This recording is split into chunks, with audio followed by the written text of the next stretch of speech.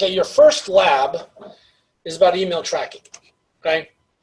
And I get so many people. I literally had a guy come in here and say, he goes, I know I'm not enrolled in Francis, but can you show me how to track an email? It's like, seriously? That was this morning. Because people don't know. If I sent you an email and it says from Bill Gates, would you really think it's from Bill Gates? No. What? Hold on, I got an email today. Where is it? Let's see if I can find it real quick. It was, I had to read it. Oh, my password's messing up. You mean if it says just from Bill Gates in the front, or if it says it in the bgates@microsoft.com. But I mean, in the what's the protocol for the from address? Well, no. Once you get to the metadata on there, it's SMTP is the protocol. Yeah. Well, but I got an email this morning. Okay, first of all, one that's going around says I have your password and username. I've captured you on your camera. Mine, M-I-N-E. Mine, yes, yes. Multimedia. Okay, but the email goes out and it even has your username or email in it with a valid password that you used at some point in your life. They've captured what you've done on your camera. They've caught you doing things you shouldn't be doing. And they're going to mail to 5 or 8 of your friends if you don't pay them Bitcoins within 45 minutes. So what do you do with that email? You delete it. So many people fall for that. So many people. I literally had someone this week ask me the question. She was like, but that's my email address, and that's my password. I said, well, it's time to change your password. For instance, there's a site out there, Have You Been Pwned? Hold on. Have you been... Okay, so you go here. Now I'm going to type in my email address. You can they have one for your password. See if it's been used? Yeah. Okay, so real quickly, this is going to tell me that. Where's the result? There. Okay. Okay, breaches. So I guess I have an account on Adapt and Apollo and this and Dropbox and LinkedIn and all these. What it's saying is these accounts were breached and someone could potentially have my username and password. Okay? Which is not a good thing, right? So that's why we need to change it. But so if I ever used a specific password as Dropbox and it got broke, and that's what they would have put in that email. And I wouldn't realize what site it came from. And I'd be like, oh my God, that is really my password. That's how they're sending those out. That's where they're getting information from. They're totally bogus, just delete them. But some people don't understand. Okay. Now let's talk about the actual assignment. Okay. There are prior recordings. There's a 2016 and a 2000, actually I think there's like 3 recordings. Let's go into the actual assignment. Actually, boy, I wish there was a. Let me go get a sample. Hold on. Why aren't the samples in here? Okay, we're going to look at some sample emails here. These emails from a couple years ago. So, what do we know by looking at this right here? First of all, this is the content of the message. This can say anything. Okay. There's hyperlinks in the emails. Did you know that what you see is not necessarily where it goes? For instance, when I put my mouse over this, it tells me where it's going. In this case, it happens to be going to the right place. But a lot of times they don't. Like it might say, click here to log into Google. But if you put your mouse over, it's going to some site in Russia. Okay? That's very critical. Now, for this assignment, what we need to do is we need to know where this email came from. Okay? And how we're going to do that. I actually provide you guys with the headers. But I'm going to go in here and I'm going to do... Hold on, it's under File Properties. Okay. In Outlook, it's File Properties. This right here is the email header. Okay, so I'm going to copy this out and put it in Notepad. I'm going to make it bigger so we can actually see it. And let's go to, let's try 14. Is that big enough? A little bigger. Yeah. A little bigger? Or okay. Okay. Now. This is where the email went. Let me explain what happens. When you send an email, it starts at the bottom of this. There's just a little bit of content. And every time it goes through another server, another router, or somewhere, keeps adding to the top of it. Keeps, what's it called, pre-appending stuff. Okay, pre-appending stuff. So So this email started, okay, right here, August 19, 2008, at this time. Now, this is UTC. UTC is Universal Time Constant. It's like a time zone, basically. It's Greenwich Mean Time, right? Right. Yeah. Right. So where are we? What are we here? -6. We're -6. We're Central Time. So you need to take that into account when you're looking at it. So if you look at this email, according to this, it left at 43 minutes and 46 seconds in the morning. Okay? UTC. And when did it arrive? It arrived at 1943. So did it take 19 hours to get here? No, because this was -5. So, okay? So that's was during like daylight savings? Yes, it was daylight savings times. Okay, so let's start again. So when you first start an email, this bottom stuff happens. Okay, all this stuff. The message ID. The message ID is like a signature. There should never be, you're going to learn about hash values in this class. Think of it as a signature of this email. It's never going to have a duplicate ever. So if you're going to track this email, or you're going to do a court order or something, you'd want that so we can know what email this is. Okay. So here's our time now. See, this one is actually, I wouldn't worry about this one. I'd go with this one here, but that'll change in a minute. But so this one says 1743.37 minus 700, which is Pacific. No, that's Mountain time. Yeah, but it was daylight, so it is. But still, if you just subtract, okay, what you're going to need to know for this is how long did it take to get there? So this left at 43.37, and it arrived at 43.46. How long did it take? It left at 43.37. I'm just leaving off the hours. And it arrived at 43.46. Not 9 minutes, 9 seconds. Okay, because this is the hour, this is the minutes, this is the second. So that email took 9 seconds to get here. Y'all see that? So pretty quick. Actually, nowadays, pretty slow. Okay, so we have our time. This is our subject line. Again, couldn't say anything. Now this is the to line. That is not always correct either, because if I'd send something, like most of the emails you get from me are BCC, which means they're going to all of you, you just don't realize it, okay? Blind carbon copy means make a copy of it, send it to everybody, but don't tell them. It drives me crazy when people include me in this huge email list. Then someone replies to all or forwards to all, then my email's all everywhere. So use blind carbon copy. So okay? you're sending it to yourself and then BCCing it. Right. Actually, no, this one came to me, this example. Yeah, but Okay. Right. A lot of times you'll see an email goes to me, but you got it because you're in the BCC list. Okay? Now it gives me the from address. Okay. This is what they typed in at the computer. They said, our name is First Command Bank. Okay. Now it says right here it came from bitstatements.org. See that as the domain? But on the next line up, it says reply to firstcommandbank.com. How come they don't match? Any idea? A lot of automated. A lot of them are automated. Like a lot of times you get those no replies, stuff like that. or maybe they're using an email server that's Right. from their main server. I'm assuming this was from a bank. So it came from Bit Statements, so probably an online banking statement generator system. Okay. For the reply address, they put in there, so if I do reply, it would go back to them. But again, that you can put anything in there. Okay. Years ago, I faked an email from the president of the college, and everybody here thought it was real. And I also went into my phone and changed one of my contacts to say the president's name. And I had someone call me and like, oh my God, that's the president. And they're like, you can answer. I said, heck no, and I hung up. And they called back again. I hung up again. They kept hanging up like, but that's the president. I'm like, no, it's not. This is the contact name. But people don't know that. Okay, so let's continue on. You can have a lot of this other junk in here, okay?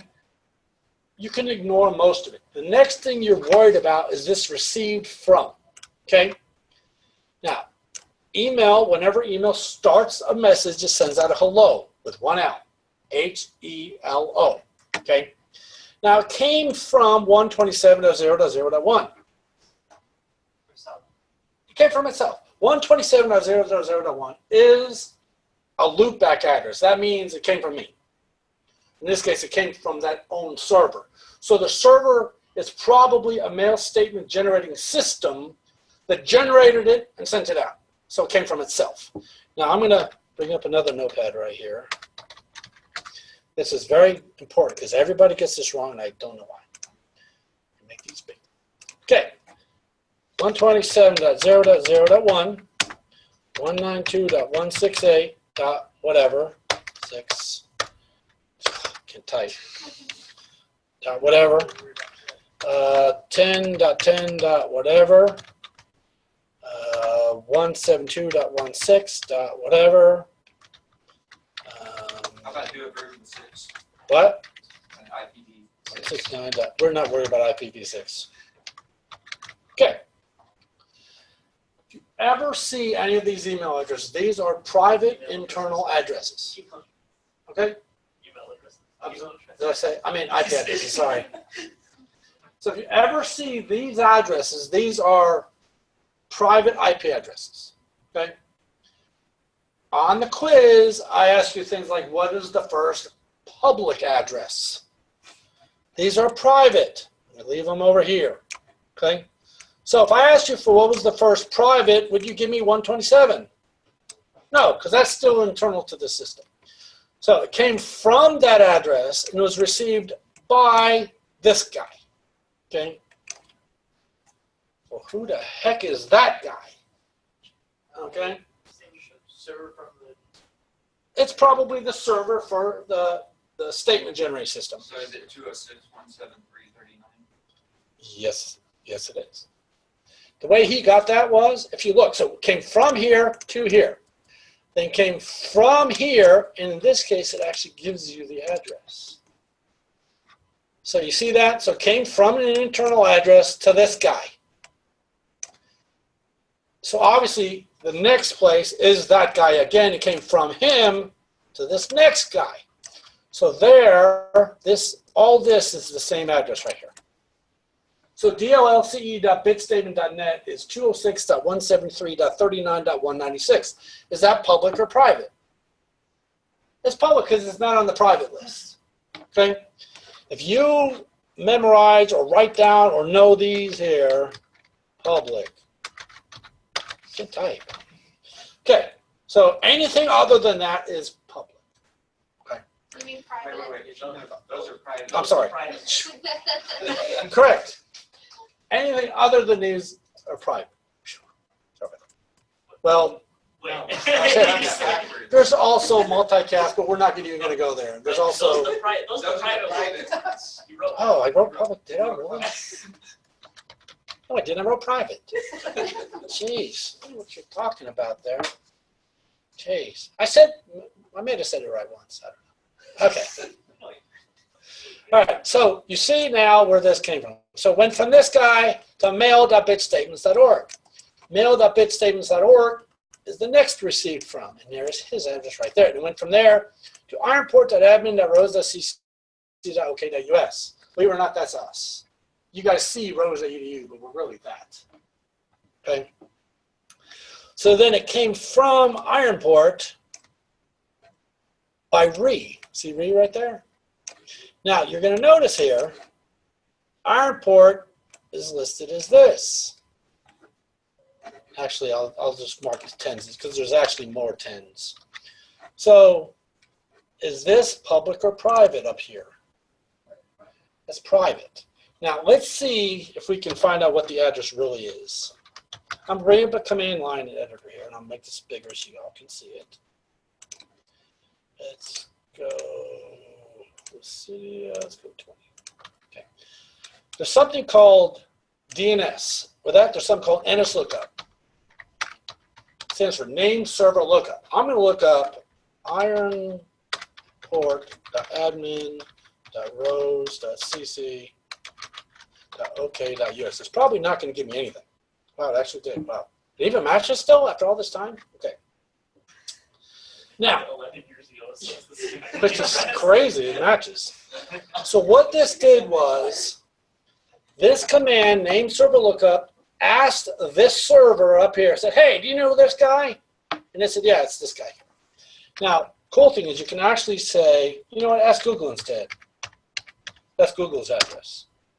And Google doesn't know anything about it because the address is not valid externally anymore. I don't think it would be.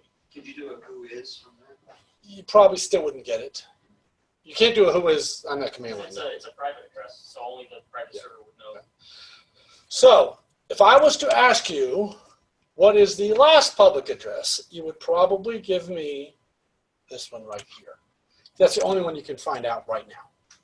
Okay. The problem is this email is old, so I'm surprised that even returned anything, to tell you the truth. Now you could have also checked RE, because maybe RE has an external address. I don't know. Array or whatever the heck it is. What is the Ray stuff mean? It's Is that just your email? yes. Everything at Rose State is based upon, oh, there's one, look at that. So yeah, that's actually a better answer. What I did was, so it came from bit statements to Ironport, and then went from Ironport to this address. Ray actually returns this address. So let me do that again without the 8s on it. Okay, see the difference? Make it a little bit bigger. Okay, the first one at the top, I said name server lookup for ray.rosa.edu, and by putting a space and then the 8.8.8 is Google. Why not use it? That's why I use it at home. It's probably better than Cox or anyone else. Yeah, if you're hosting faster, anything Google related. Forever. So basically I said was, hey Google, do you have this guy's address? And he says, yeah, it's 164.58.104.86. Then at the bottom, right here, I did it again. I did it again right here, but this time I did not specify Google and I asked Rose State. So what we have here is we have a split DNS. We have internal and external. So, okay. Everybody see how that works? As far as, you know, Ironports, the name's probably changed. Actually, let me try this.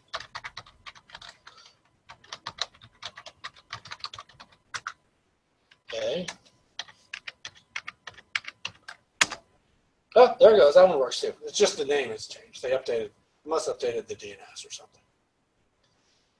So, yeah, that would be there. Because Ironport is the next one, so that would be the best answer. But again, this email is really old. You're not using this one. Okay. So it keeps going all the way from the bottom, all the way to the top, where it's finally delivered. And this happens to be our internal mail server. Okay, let's look at another one. Okay, close this out, close this out. Let's open up example 2. All right, I'm going to File, Properties, copy this, and let's put it in. Did I close the other one? I did, I guess I did.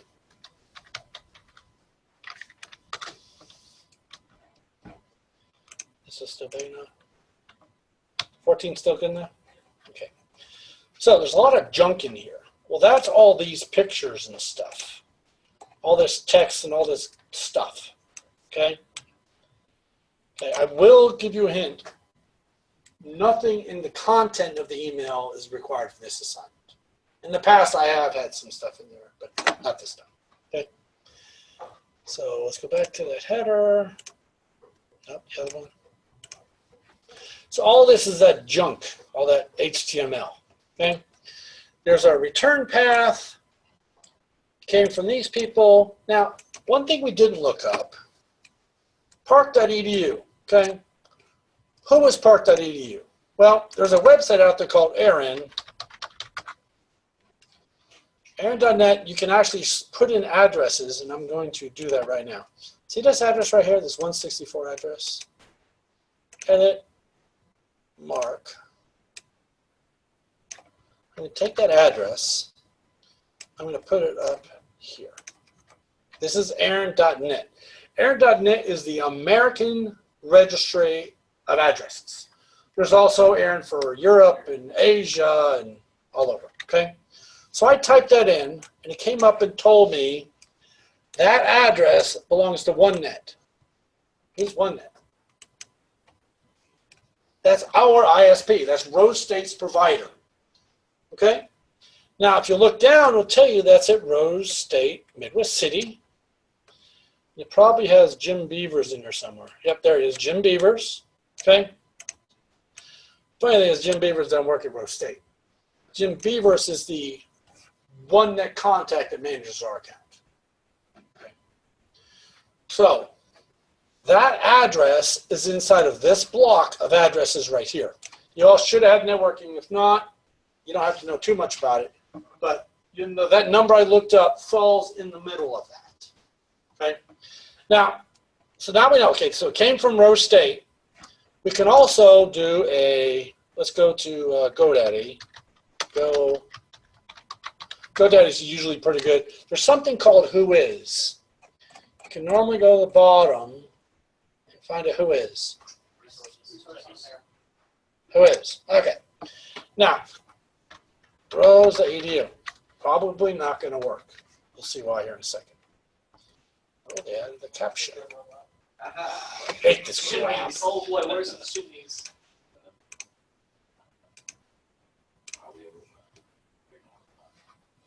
Okay, here is results. It says, hey, this is an EduCause website. Go to EduCause.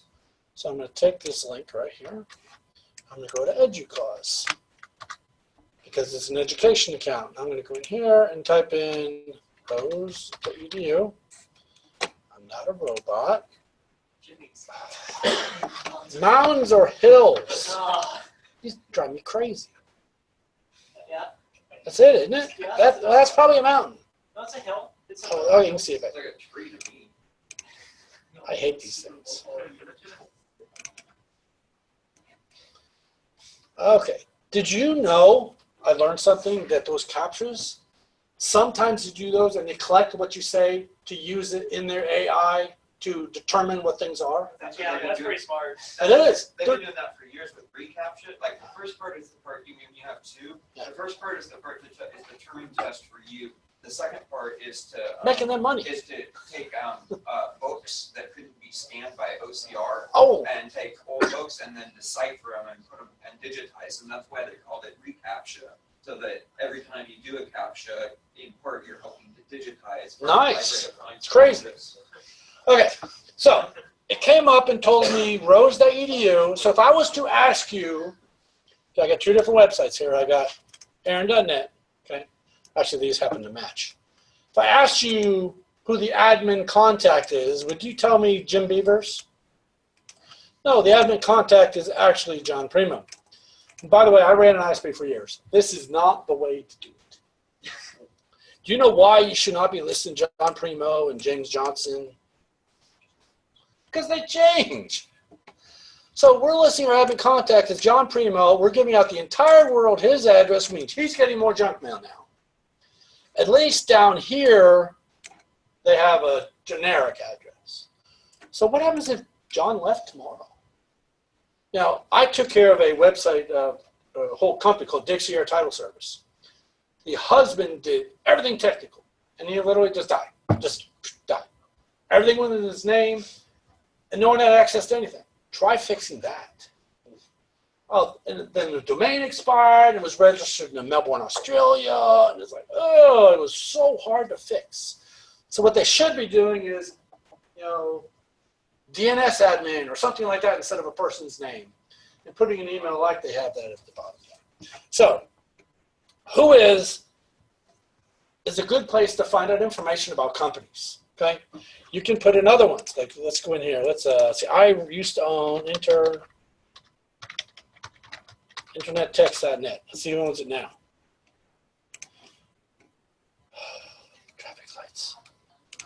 So the question is this a traffic light up here?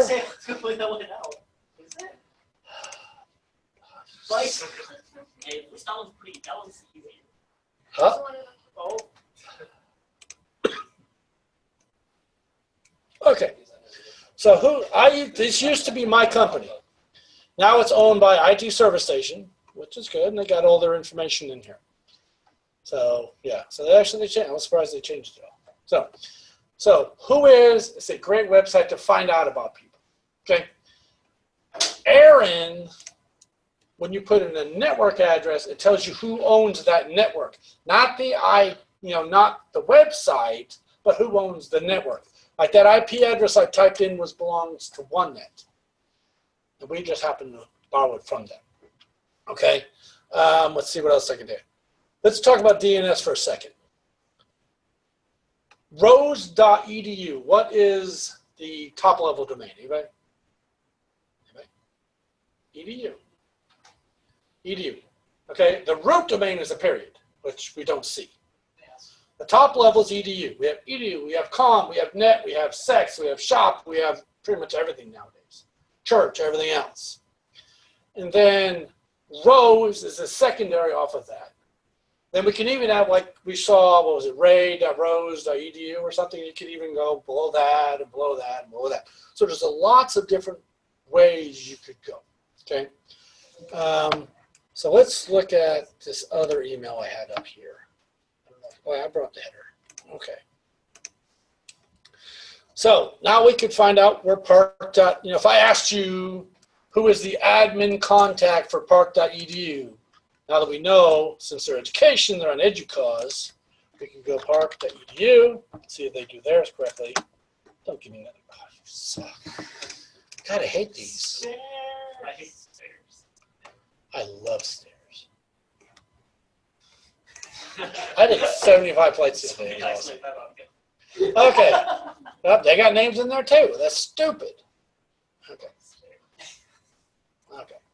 So we saw how to find some information about stairs. Okay. So it came from there. So the email started right here at 5446. And it arrived at 5447. How long did it take? 1 second. So easy it is. It's really if you just leave out. The only time the hours is an issue is if it goes over midnight or something. Okay. But it started off right down here at bluebird.park.edu at this address. Public or private? Private. Okay, it was received by this guy. Also private. Then it came from this guy. Internal or private. It was received by pirate.park.edu. Pirate.park.edu happens to be 204. So the first public address in this one is 204. That one. Okay. Then it goes through the same. Okay. Now let's go look at your assignment again. Okay. Let's go back into here. Let's go to make sure I'm the right one, the right course. All right, let's go to email tracking assignment. You are randomly given an email address to analyze. What I do is I give you a picture of the header. Look at it, okay? It says answer the following questions based upon the email header shown with each quiz question. There's a possibility of email addresses or host addresses changing. This is so they'll be manually graded. In other words, if you do your best to search for like pirate.park.edu and there's no results, it might be gone. So if that happens, I will manually check all of these. Okay? A lot of your assignments you're going to submit, you're going to get a 0. Because I have to go back and check. Okay? Don't freak out. I'm going to give you a preview of what it's going to exactly look like. Okay? In here, I'm going to give you up to 5% bonus for doing your work early. So in other words, if you submit it on the due day, you can have 100. If you submit it 5 days early, you can have 105. The reason is this class in crypto, I used to give an automatic 5% bonus. But it wasn't fair. Because the people that were doing the work, great. But the people who skipped assignments, did they really deserve a 5% bonus? No.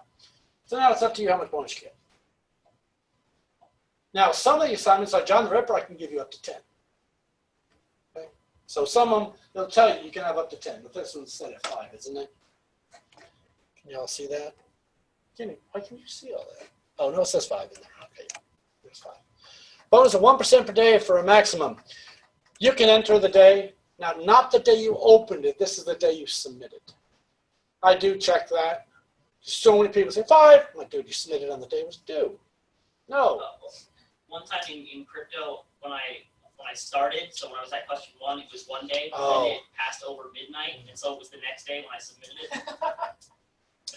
You should have fixed it. Okay. I didn't think it would take me that long. Question 2. Using this email header, how long did it take for an email to get there? Think you can figure that one out? Yeah.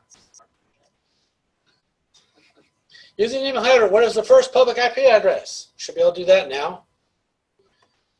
What is the host name that the email came from? Let's bring up an example of a host name.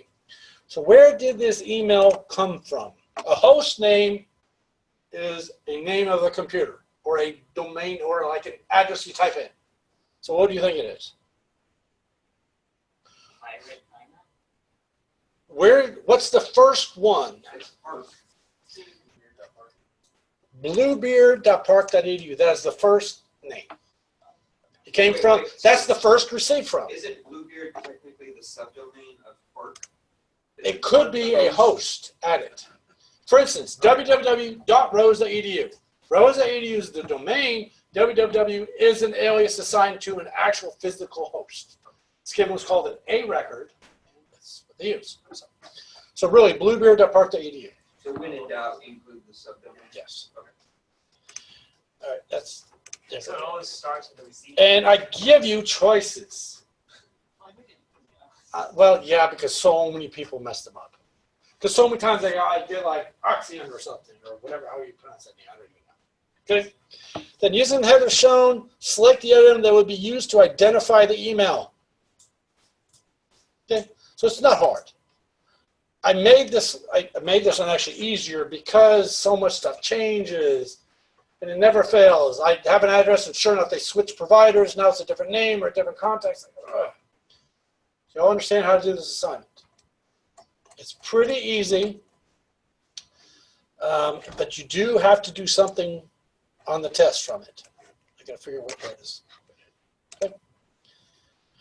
All right, let's see if there's anything else I can talk about. There's also another website since we have a little bit of time. Let's go to dnstools.com. I think this is a good one. It's either DNS Tools or NW Tools. No, it's not. It's NW Tools.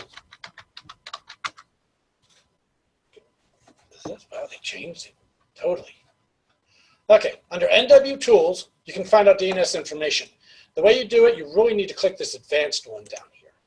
Okay? And we need to type in go. I typed DNS. Come on, do something. You have to show. Shouldn't have to fill in that box because the website's totally different now. What is an IP address? Come on, seriously? I like your old site better. Maybe agree to those terms. Maybe. Fine. I agreed. Oh, maybe let's open to over here. No. I'm trying to make it so I click on an ad. Well, maybe this site sucks now too. Server, network tools. Try this one. That's also that. Damn it, they got me. Get out of water. I better enjoy that one set. Oh heck, convert. Can you access it via the pull-down menu at the top? Under Tools? DNS lookup. I need the advanced one.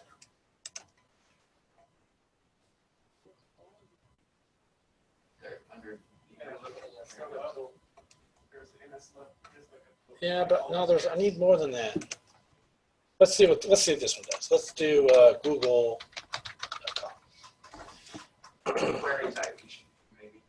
Okay, yeah, this does it. Okay. When you type in, what I did a query for Google.com, and it returns different record types. The first type it lists is an A record or a host record. So that means Google.com goes to this address. Okay. NS records are name server records. Think of a name server like a phone book. Okay. A DNS server, name server, all the same thing. So Google has 4 name servers. See that right there? NS1, NS2, NS3, and NS4. And it should, It's not giving the address. Okay. This next thing is called SOA, Start of Authority. This tells us which name server is the first one to use, which happens to be NS1.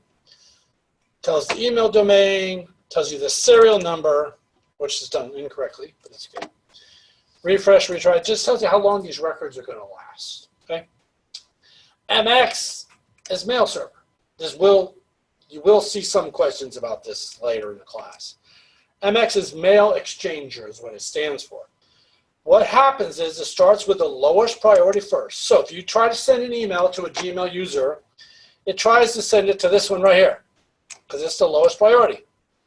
Then it does this one, then it does this one, then it does this one, then it does this one. They're 10 apart. It doesn't have to be. They can be 1 apart. They can be 5 apart. It doesn't matter. Okay.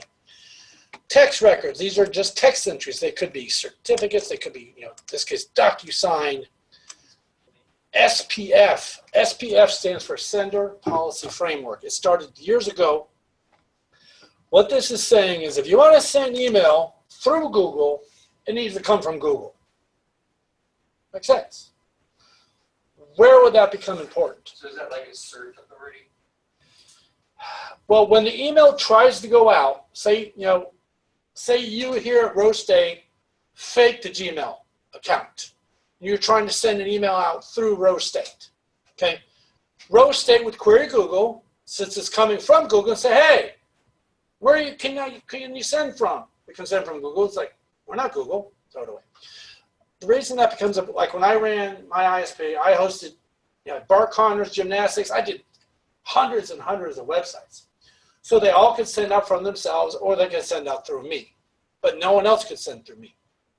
So if you were somebody else trying to send an email through me, looks at the list, nope, you're not an authorized user. It's just basically who can send email. Okay. I don't know if it works really good.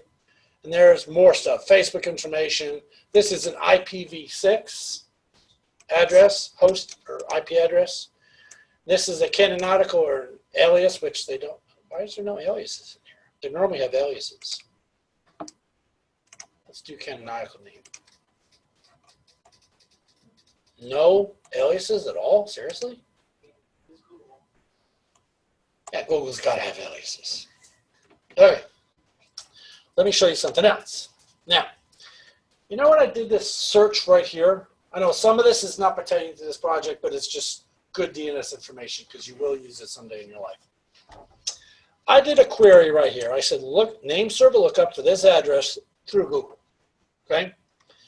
And it contacted this server at this address. Now there's something in there that says non-authoritative answer. You see that? What that means is I didn't look it up. It already knew the answer. Remember a second when we looked at NW tools that had that retry, expired stuff? What that means is whenever you do a query, how long should you keep the results? If it's too long, like when I ran my ISP, I set mine at 8 days. But whenever I knew I was going to be doing work on a domain, I would set it to 2 hours. So 8 days means they stay there for 8 days. So when I know I'm going to be doing work on this domain here in another week, I set it to 2 hours. So what did that do? First of all, it made customers querying me more often, caused me a lot more traffic, but at least the information would get updated. Okay. Non-authoritative answer means we're not even going to check. We already know the answer. Now, if you look at the one above it, it didn't give us one. Let's try running that query again. Wow, it's still not doing it. Okay, they're not caching queries internally to Rose State. I don't know why. You'd think they would. But since it's not saying non-authoritative answer, that means every time I did a query, I'm actually connecting to the server and getting a valid result rather than the cached result. So which one's better, cached or a new one? Probably new. But what can you imagine if Google did not cache results? The amount of traffic they get, it's crazy. So that's why that non-authoritative answer is handy. It basically means it's a cache result. What happens when you ping that 164? I can't ping from internal. It's blocked at our firewall. You should get a result that will be from OneNet. We can try. Let's see. I'm pretty sure they block it here, though.